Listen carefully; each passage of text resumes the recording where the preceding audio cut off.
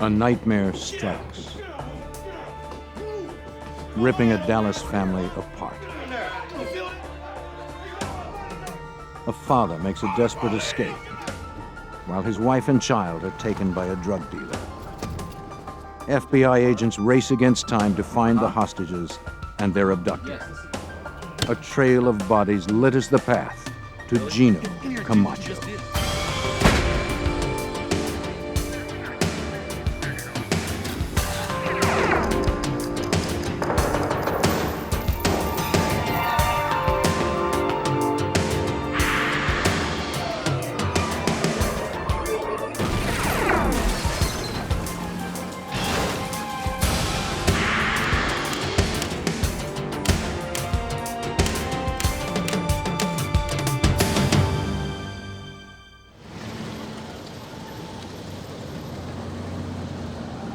In the spring of 1988, narcotics had infiltrated the working-class communities of Dallas, Texas. A rise in robberies and break-ins followed the drug trade. Some families retreated from the higher crime areas to the neighborhood of Pleasant Grove. Sam Wright, his 3-year-old son Andre, and his wife Evelyn Banks found refuge among the porch-lined streets. Here, residents looked out for one another. Then, early on May 20th, 1988, a gunshot shattered the morning silence.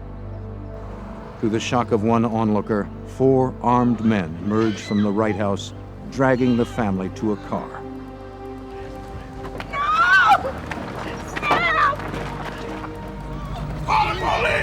Sam Wright managed to break free from the abductors and escaped.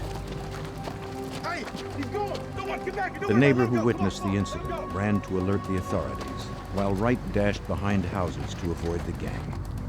But help could not arrive before the gang stuffed Wright's family into the car and disappeared.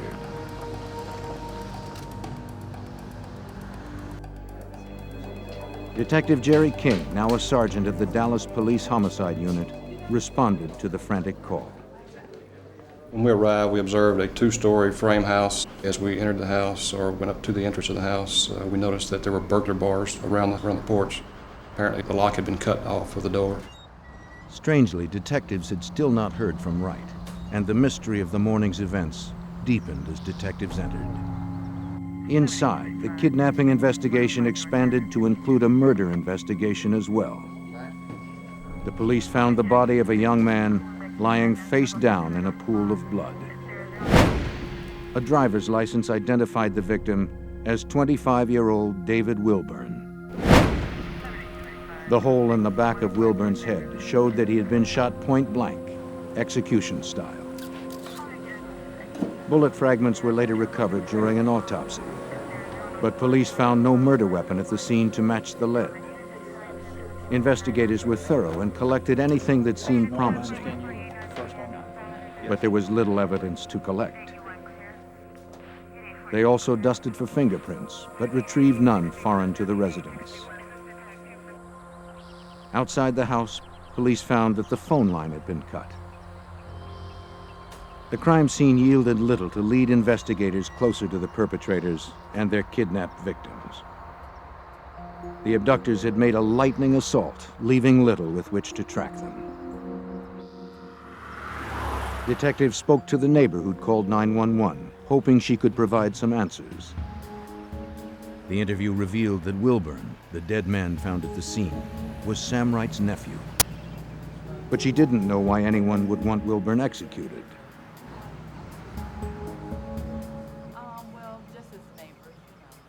We learned from talking to witnesses that a white Lincoln Continental pulled up in front of the residence.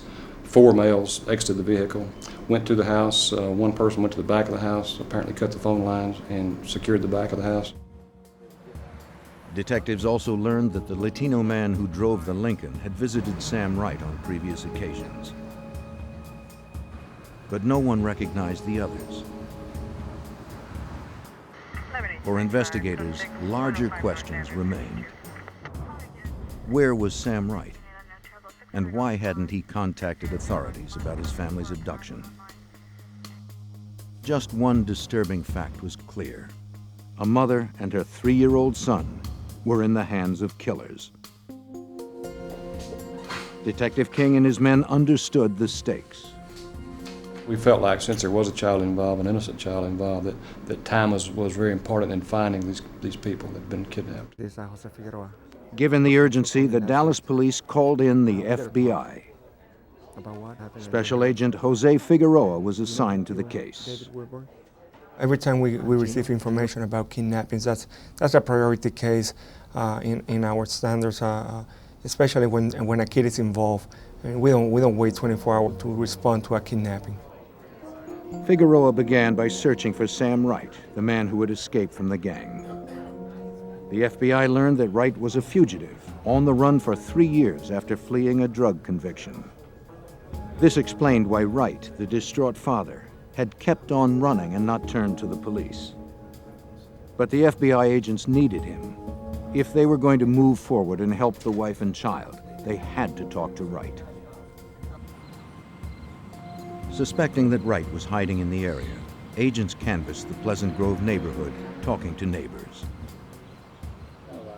That's what we did at the beginning. We inundated the whole area with our business cards and interview everybody, just asking for somebody to get in touch with Sam Wright for him to contact the FBI office. As hoped, one of Figueroa's business cards found its way into Wright's hands. The panic-stricken father risked capture by calling the FBI. He asked for the only person who could help his family, Agent Figueroa. Tass Bailey worked with Jose Figueroa on the FBI Violent Crimes Unit in Dallas. Sam told Jose that the individual who committed this offense was a guy named Gino, and that was all that Sam knew him by was Gino, but that he had been arrested several months before by the Mesquite Police Department for a murder committed down in the valley, the Rio Grande Valley. Sam Wright refused to come to the FBI office, but promised to call again. Until then, the agents had one lead, the name Gino. We went out to the Mesquite Police Department and met with Captain Larry Sprague. Larry told us, he said, "Oh, I know exactly who you're talking about. You're talking about Gino Camacho." 33-year-old Gino Camacho was a known drug runner whose large shipments of marijuana were distributed and protected by a small gang of thugs. He was also known to have a girlfriend named Wanda Jackson.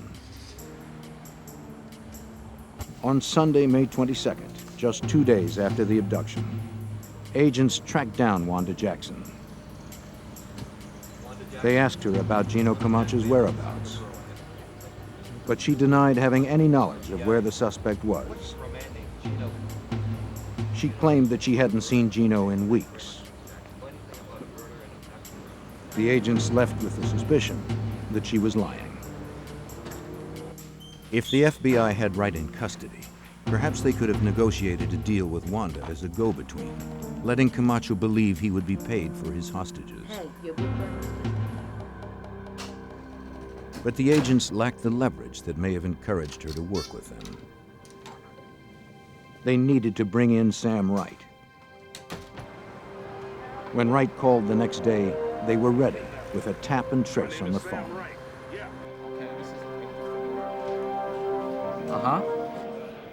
Okay. An arrest team had already been dispatched to the downtown area. What does he look like? Come on, man, I don't have time to talk. Come on, put somebody on there. Do you know his name? When the payphone address came through, it was radioed to the field. Okay.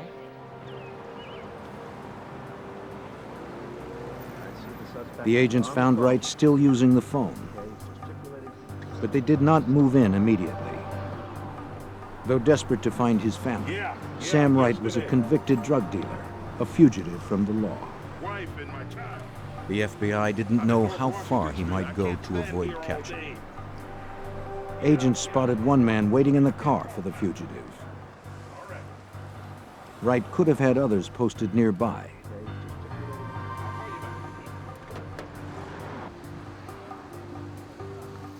The agents wanted to reduce the risk of violent resistance by Wright and any of his associates.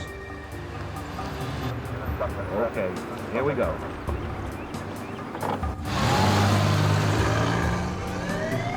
When they were confident that Wright and his driver had no other accomplices, the agents struck. FBI, out of the car! Get out of the car! Get out of the car! Come on, let's go! Wright was arrested without incident on his outstanding warrant and taken into custody. That's right. Agents Bailey and Figueroa began the interrogation of the captured fugitive. What's your tie-in with Gino? Wright described the events of May 20th, 1988. It was any family's worst nightmare. On that day, Wright kept his young son, Andre, entertained. His wife, Evelyn, sat alone downstairs. They were in mourning.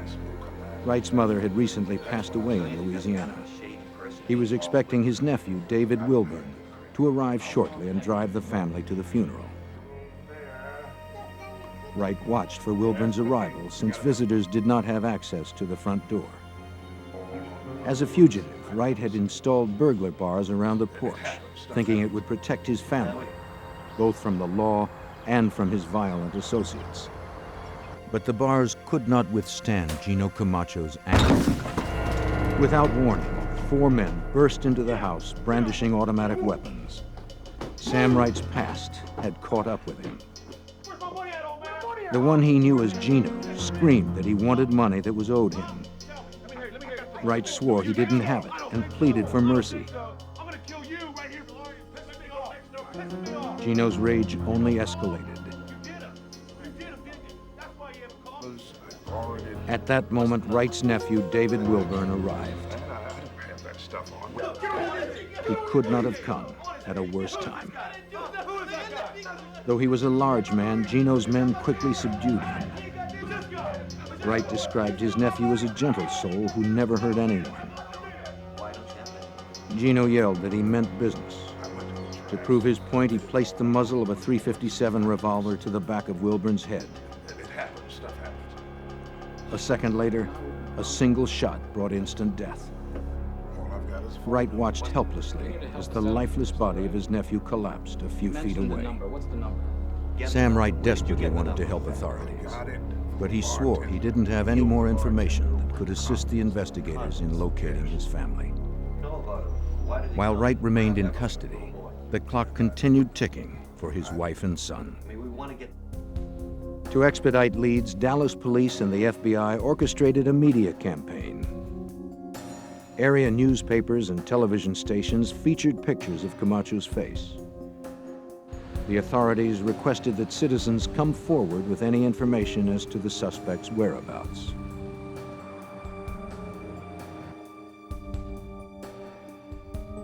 This campaign yielded a tip from an unsavory source: another drug dealer.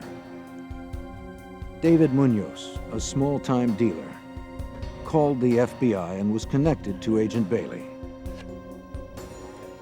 Munoz claimed that he recognized the kidnapper in a television news story. He said he had information that might be useful to the investigation.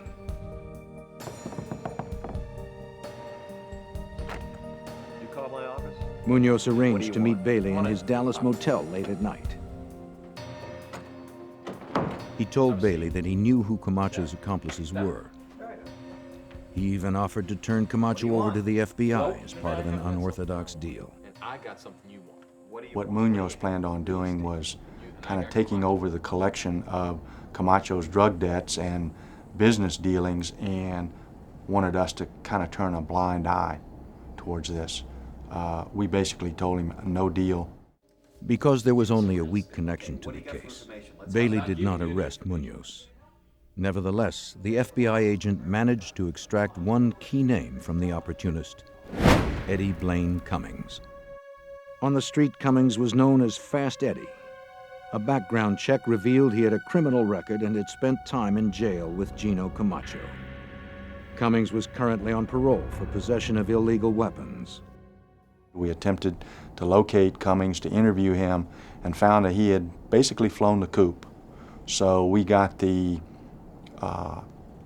probation department to issue a probation violation warrant on him.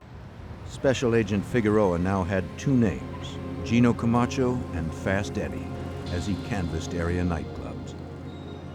Camacho was the type of person who would hang out at topless bars all over Dallas County. So we started visiting every single bar in the Dallas area. Armed with photos of Camacho and Fast Eddie, Figueroa found a bar patron who had recently seen the pair come in. The patron had heard Fast Eddie talk about a lunch appointment the next day up in Lawton, Oklahoma, a 3-hour drive northwest of Dallas. An arrest team assembled in the parking lot of the Oklahoma restaurant on the morning of August 12, 1988. The plan was to wait until Fast Eddie exited the crowded restaurant to isolate him from bystanders. Investigators were poised to strike. Fast Eddie was their closest link to Camacho so far. When the door opened, the arrest team descended, nabbing Fast Eddie before he could flee. One associate of Camacho's gang was now in custody. Agents hoped Fast Eddie could lead them closer to the missing mother and son. In the summer of 1988, Dallas FBI agents searched for a missing mother and child, abducted at gunpoint by a drug gang. Fast Eddie, an associate of the gang, was now in custody. Under interrogation, Fast Eddie denied having anything to do with the kidnapping in Dallas. Come on, Eddie, the kidnapping at the right house. But eventually, he did tell them what he knew of the crime. This was the first time we had actually learned who all was involved and the names of the individuals the morning of the abduction. Fast Eddie fingered Camacho and two other gang members, Juan Jackson and David Cook. He and David Cook had grown up together in Stephenville, Texas, a 2-hour drive from Dallas. As far as Fast Eddie knew, Cook was probably back in their hometown.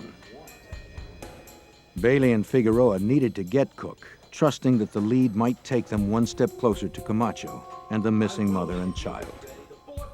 They sought a contact in Stephenville and found the name of Detective Don Miller. I contacted Don Miller, told him that we had a kidnapping warrant for Cook, that it was a very sensitive investigation, and asked him to keep it very quiet, but that if he would see if he could find David Cook in Stephenville. Don indicated he knew David Cook very well, had known him all his life, and that if he was in Stephenville, he could find him. Yeah, we got it. On August 15, 1988, Detective Don Miller called back Agent Bailey. Miller had found the suspect working at his family's convenience store. The detective would hold him until the agents arrived. Here waiting on you. Miller warned Cook that if he knew something, it would be best to cooperate with the FBI. Yeah, you boys. One member of the gang that kidnapped Evelyn and Andre Banks was now in custody. The FBI was a step closer to Camacho and the missing pair. Agents rushed to Stephenville, hoping David Cook may lead them to Camacho and his hostages before time ran out for the mother and son. That's a couple of months ago. He shot the guy. He had decided to help investigators with the case in the hopes of a lighter sentence. Over 2 days of interrogation, Cook detailed his version of the events of May 20th, 1988. On the morning of the assault, Camacho picked up Cook and two more associates. He said they were going to collect a debt. Camacho had given Sam Wright $20,000 worth of marijuana to deal, but Wright had claimed it was stolen. Camacho swore he'd get his money back. Gang member Juan Jackson opened up a bag and started passing out guns. The arsenal included submachine guns and the .357 pistol. Camacho sent another gang member, Larry Merrill, around back to cut the phone line. no one was going to call for help. Juan Jackson cut through the padlocked burglar bars, while David Cook and Camacho kept watch.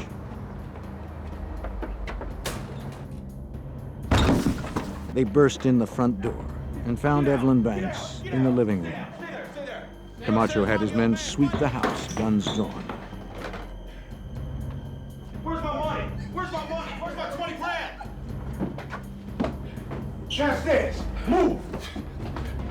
I want my money. I want it now. I'm not leaving this house without it. I'm not leaving here without my money. You understand me? The gang corralled the terrified family into the living room as Camacho's fury rose.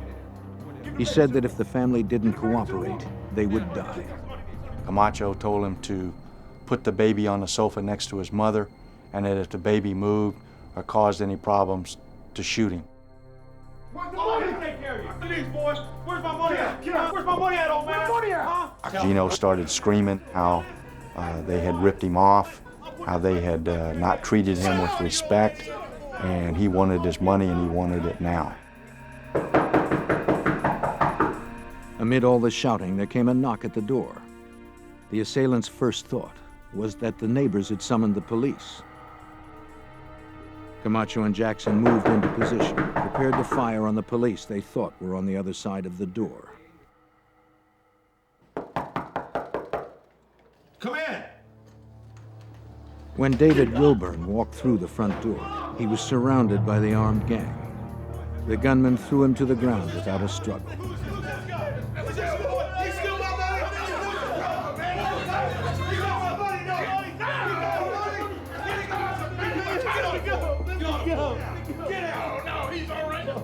Camacho ordered Jackson to shoot him. But when he hesitated, Camacho turned to Cook. But when Cook refused, Camacho grabbed the gun from his hand and showed everyone just how serious he was. No! Get him up! Get him out of here! Let's go! Get him out! Camacho yelled that no one was going to show him disrespect anymore. Grabbed my gun, and he just blows the guy away. Under intense questioning, Cook never wavered on the facts, including that Camacho was the shooter. His story matched Sam Wright's version. After they left the house, Camacho remained furious that Wright had escaped. But the gang didn't give chase. They knew the police would soon be summoned in force to the Pleasant Grove neighborhood. Instead, Camacho ordered them all to Cook's apartment, where he could decide their next move. Camacho figured they could lay low there with the hostages.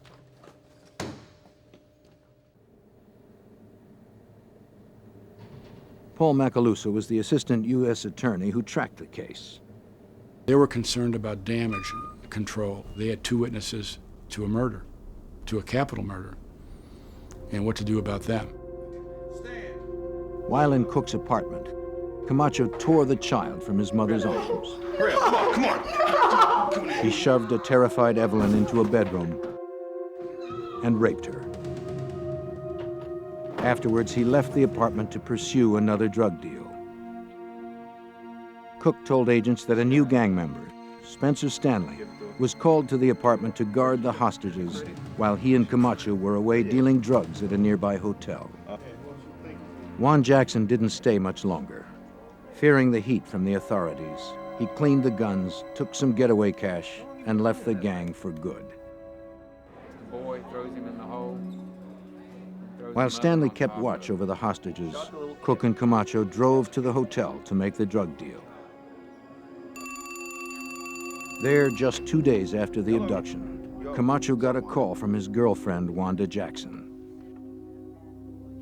She had a cryptic message for him. Hey, your big brother was just here? Yeah. Big Brother, of course, referring to the federal authorities, the FBI, had been to the house. The same girlfriend that had sworn to the FBI that she had no idea of Camacho's whereabouts reached him moments after the agents left her. Trouble. I don't know how. Her warning gave the gang a head start on the pursuing agents. Camacho returned to Cook's apartment.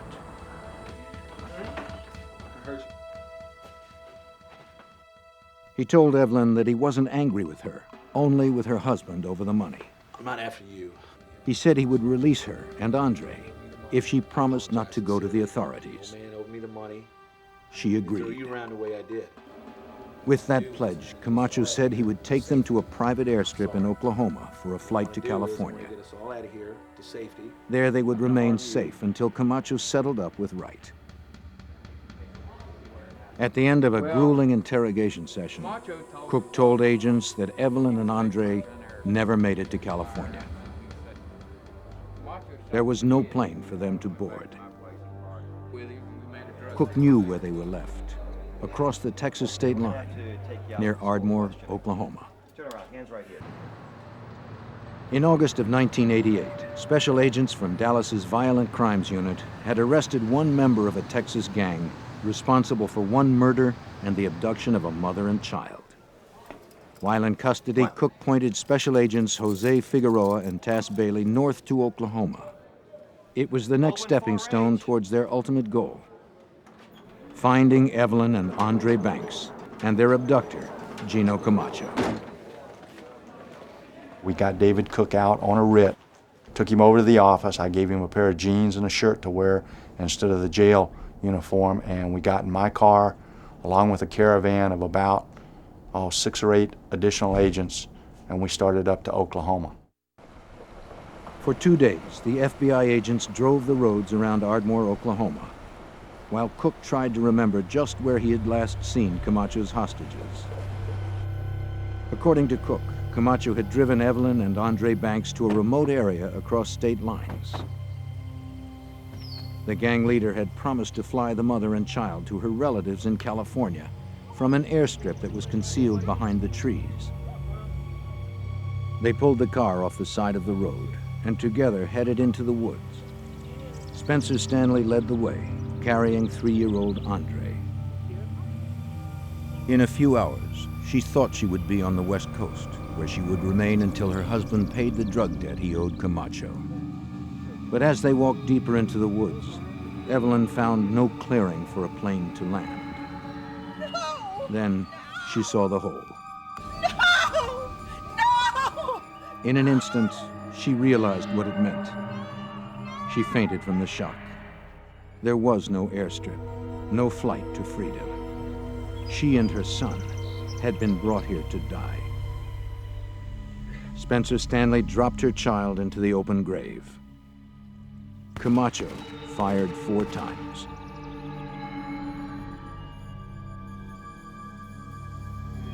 Then they threw Evelyn in on top of her son and shot her as well.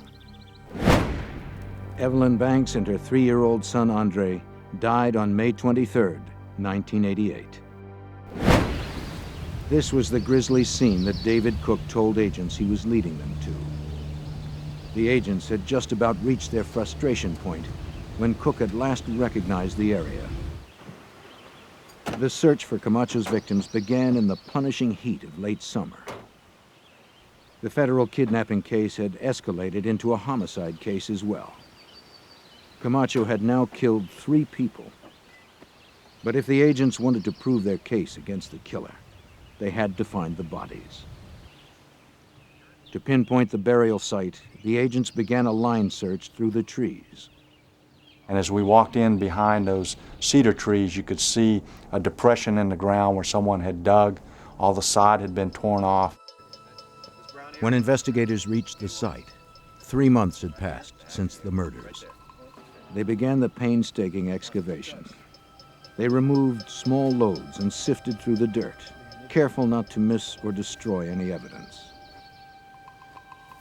Near the surface, agents found shell casings from a .380 caliber weapon. Yeah, somebody got a bag? That fit with Cook's account that Camacho had fired a small, semi-automatic pistol. Right there. The digging continued at a painfully slow pace. They've all been here about the same. You got to remember, this is the end of August. It was about 95 degrees, about 90% humidity.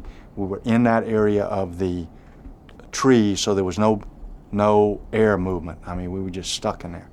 We'd been digging for about 2 hours. Then one of the agents struck something hard. It sounded hollow. Another blow broke through the shell-like crust. A foul stench suddenly overwhelmed the agents. And the god-awful smell of decaying human body came out of the hole, and we both jumped out of the hole and went over in the bushes and got sick, and then had to go back into it again. Before burying Evelyn and Andre, Camacho and his men covered the bodies with cat litter to help hide the odor. But the clay in the cat litter absorbed moisture from the bodies, then hardened into an airtight shell, reducing the rate of decomposition and preserving the bodies for autopsy. Despite the nauseating stench, the agents pressed on. They put Vicks Vapor Rub under their noses to suppress the odor and continued working. They were determined to construct an impenetrable case against Camacho and his gang. Cook then led agents to nearby Lake Texoma, where he said the gang had disposed of the weapons after the killing. A dive team from the Oklahoma State Bureau of Investigation combed the lake bottom. They came up with more casings from the .380. And then they found the handgun. The physical evidence against Gino Camacho was now solid, corroborating eyewitness testimony. The federal agents were confident they could secure a conviction on 2 counts of kidnapping and 3 of murder. But Camacho remained at large, and agents learned he had killed again. Cook told the FBI he could lead them to that body as well. In late August of 1988, the FBI in Dallas had captured David Cook, a member of a violent Texas drug gang. The gang's leader, Gino Camacho, wanted for kidnapping and 3 murders, was still at large. Cook was cooperating with agents in the hunt for Camacho. He had led investigators to the burial site of Camacho's most recent murder victims. But during the 2-day trip to recover the bodies of Evelyn and Andre Banks in Oklahoma, Cook surprised agents with another tale of Camacho's terror. This time, Camacho had released his rage on a woman named Pamela Miller. Agents now turned their focus to her whereabouts. Agents learned that Pam Miller worked as an exotic dancer in a Dallas strip club. She met Camacho and started hanging out with his gang. Cook told agents that he and Miller joined Camacho one night in June of 1988. So you're all set. And still looking for It had been just 3 weeks since Camacho had shot and killed 3 people, but he had risked a trip to Dallas to arrange another drug deal. Only about 5 minutes, all right. The buyer showed up at a hotel bar and began negotiating. take care of him. Yeah. But Pam interrupted the transaction. Pam Miller recognized the purchaser as somebody who came into the club where she had danced, and she recognized him and she told him so. I know you, you came into the club. Well, not surprisingly, this had a chilling effect on the transaction. Sure. The buyer skipped out. The deal was dead. You have any idea what you just did? I know him from where I dance at. You do? Camacho became furious at Pam for messing up the drug deal, and Cook and Pam and Camacho walked out of the hotel. As soon as they got in the car, Camacho started beating Pamela. Pamela then made some comments to Camacho attacking his manhood, which only infuriated him more. Yes. Huh? Yes, you did. You lost me. As they drove, Camacho's rage boiled over. Cook and Stanley had seen the results of his temper before. They knew where it could lead. Yet they were too intimidated to speak up. Camacho's brutal beating didn't stop until Miller had lost consciousness. Stop the car. Still enraged, Camacho ordered Cook to stop the car.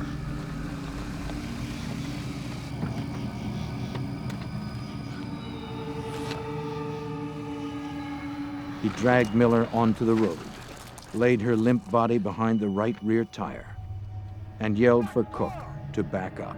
Come on, Gino. I don't want... Back the car! Now! Cook obeyed. They drove down to Stephenville.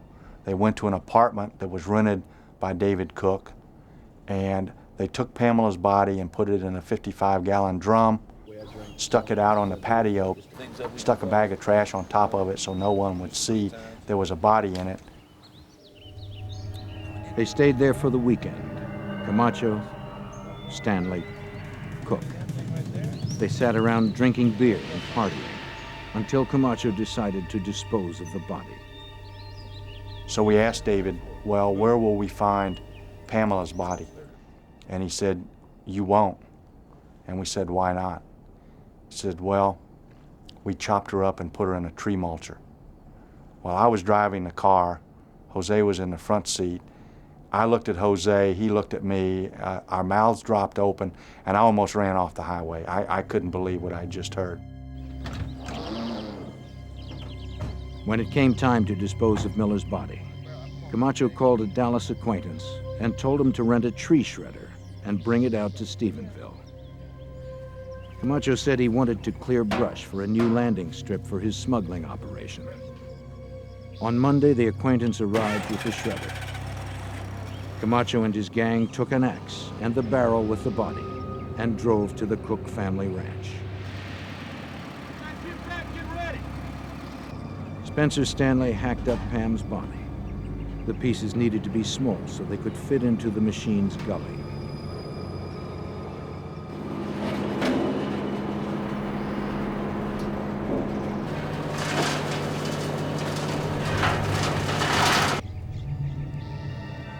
Cook led FBI agents to the wooded site on the ranch where they had pulverized the body.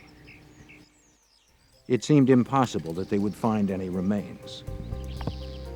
Not only would the shredder have pulped the body, but it was now some 2 months after the insidious act. It was likely that the hot Texas sun had decayed the remains even further. Despite the odds, agents set out to recover what they could. From Cook's account, the agents figured out the shredder's discharge path. They set up a grid system and began meticulously scouring the scene. We labeled each of the squares, and then we assigned an agent to those particular quadrants. And they basically got down on their hands and knees with a set of grass clippers and a trowel, and they went through that area and cut the grass down to the turf, to the level of the soil. The process took hours, but the hard work yielded dividends. From the ground, agents recovered bone shards and tissue. In the tree branches above, they found more tissue, dried by the sun. Each item was bagged and labeled based on its location. The agents also recovered teeth. A check with Pamela Miller's dental records allowed a positive identification of the victim. 23-year-old Pamela Miller had been Camacho's 4th murder in as many weeks. Yet her murderer was still at large, and every day he remained free, Camacho posed a threat to anyone that crossed his path. But a major break in the case soon followed when the family of Spencer Stanley, the gang member who had helped Camacho kill 3 victims, contacted the FBI. They tipped the agents off that Stanley was hiding in a trailer park in Huntsville, Alabama.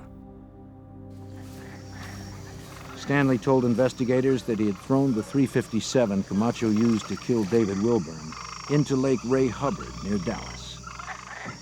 An FBI dive team searched the bottom of the Texas lake.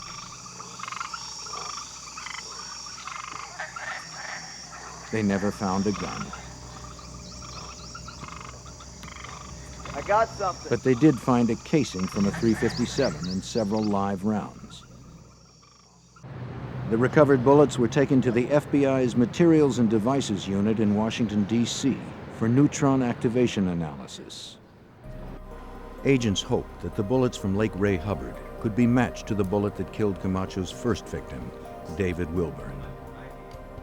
Neutron activation analysis is based on the fact that lead bullets are created in batches, and each batch of lead is unique. The FBI examiners needed to prepare the bullets for the test by removing the slugs from the shells readying them for transportation to a nuclear reactor. Lead samples from each bullet were lowered into the reactor's core. The samples absorbed neutrons and became radioactive. The radioactivity was measured and gave a precise reading of the chemical elements found in the lead, a radioactive signature. Examiners concluded that the signatures from each bullet were identical. The bullets from Lake Ray Hubbard and Wilburn's body had come from the same batch of ammunition. Though the physical evidence against Camacho continued to build, it didn't put the authorities any closer to locating the fugitive. Through an informant, the FBI learned that Camacho had escaped to Mexico and was hiding in a small town just south of the Texas border. U.S. authorities sought to have him arrested and extradited. But Mexican authorities were unable to cooperate. They claimed that the town where Camacho stayed was controlled by drug kingpins who were heavily armed. If the Mexican police attempted an arrest, there would be heavy casualties. The FBI would need another plan to bring the gang leader to justice. After 4 murders in the U.S., drug dealer Gino Camacho had escaped to Mexico, out of reach of the FBI. But without his gang or the drug trade that had supported them, his money began to run out. By the spring of 1989, Camacho was in desperate need of cash. He still had suppliers in Mexico, if he could locate a buyer in the States. Because he feared crossing back into the U.S., he searched for a middleman with narcotics distribution contacts north of the border. The low-level go-between Camacho stumbled upon worked as an informant for the U.S. Drug Enforcement Agency.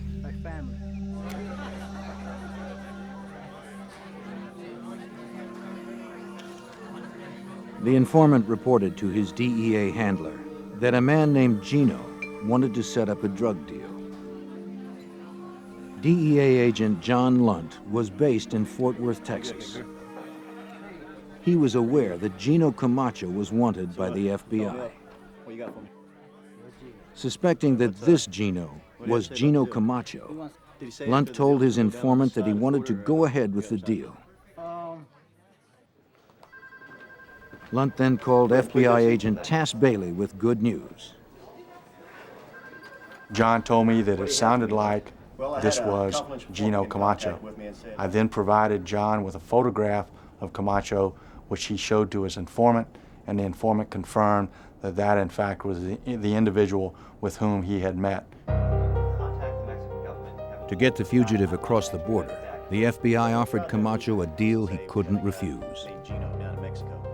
Their informant told Camacho that an American distributor wanted to buy $1 million worth of marijuana.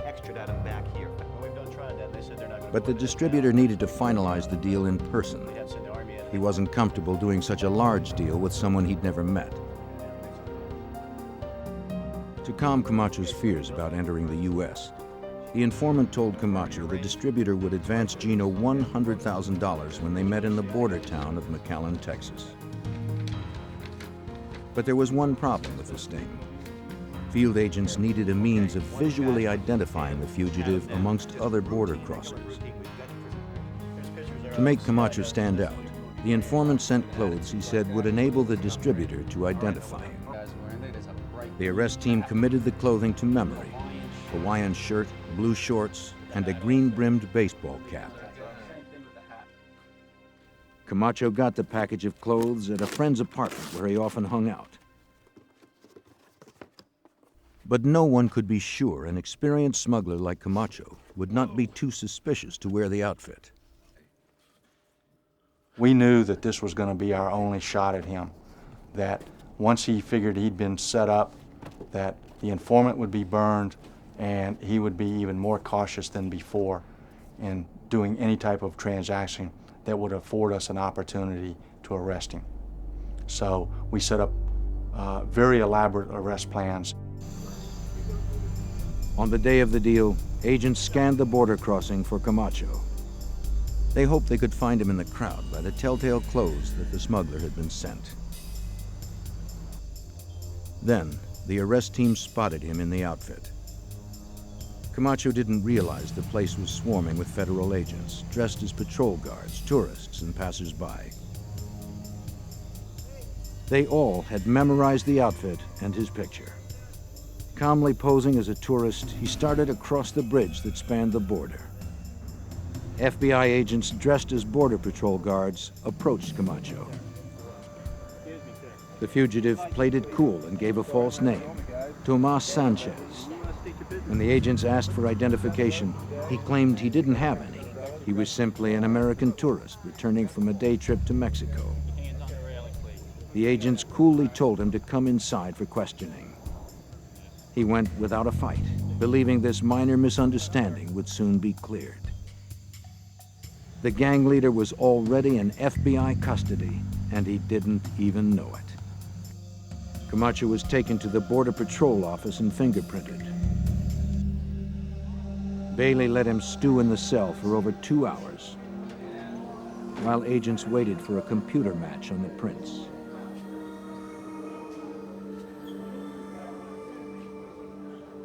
Camacho didn't break his silence. I addressed him as Tomas Sanchez, and he acknowledged that, and I says, well, we have taken your fingerprints, we have run them through the computer at the FBI in Washington, D.C., and the computer says that you're not Tomas Sanchez, you're in fact Gino Camacho. And he said, well, if that's what the computer says, it must be so. But Camacho denied knowing anything about the murders. To the end, he never admitted any involvement in the kidnapping and murders. He claimed the FBI had framed him for the crimes. The arrest of Gino Camacho made Page One news across the Southwest. From the border, he was moved to a cell in Dallas County and charged with firearms violations, kidnapping, conspiracy, and capital murder. Camacho and the rest of his gang were prosecuted by the authorities. David Cook received 24 years for his part in the murders and kidnapping. Spencer Stanley got a life sentence for the 3 murders he helped carry out. Juan Jackson earned a life sentence for his involvement. Fast Eddie Cummings and Larry Merrill got 8 years each. Sam Wright had to serve his prior drug sentence, as well as additional time for fugitive flight. But for Camacho himself, state prosecutors sought the death penalty. Assistant U.S. Attorney Paul Macaluso worked with state prosecutors on the murder charge. Their capital case centered around Camacho's premeditation. They knew from the very beginning why they were going to Oklahoma, and they weren't going to take that little boy, and they weren't going to take that woman up there to take him to any airplane, to take him to safety in California. From the moment they drove up there, in fact, before they drove, he knew they were going to kill them. They had purchased shovels. They had purchased kitty litter to cover up the bodies with. And when they checked into that motel in Ardmore, they sent Stanley out to start digging the grave. And there was no better indication of that than they're digging a grave, because there's only one purpose you do that for. For the state of Texas to put a man to death, the prosecution must prove more than premeditation. It must show the accused remains a threat to society. For this reason, Camacho was tried on the state murder charge first. Otherwise, a conviction on the federal charges would have sent Camacho to prison, where any threat he posed to society would have been removed. In separate trials, Gino Camacho was found guilty for murder and kidnapping. The sentence was carried out 10 years after the deaths of Andre and Evelyn Banks and Pamela Miller. On August 26, 1998, the state of Texas executed Gino Camacho by lethal injection.